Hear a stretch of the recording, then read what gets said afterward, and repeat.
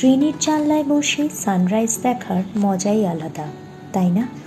There is something so nostalgic about travelling in train.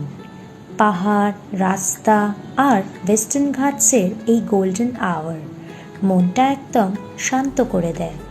আমি যাচ্ছি পুনেতে একটা কাজে, and just like that we are in Pune.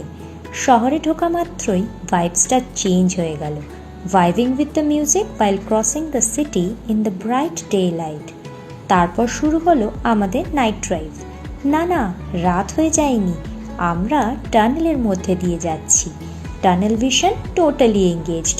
হাইওয়েতে এই টানেলের মধ্যে দিয়ে লং ড্রাইভ, ফ্ল্যাশিং লাইটস আর ঠান্ডা হাওয়া দারুণ লাগছিল। একটা আলাদাই সিনেম্যাটিক ফিল আসছিল।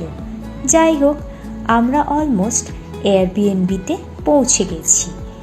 আর ব্যালকনি থেকে পুনের এই স্পার্কলিং নাইট ভিউটা জাস্ট দেখো, কি অসাধারণ লাগছিল। It's just breadth taking.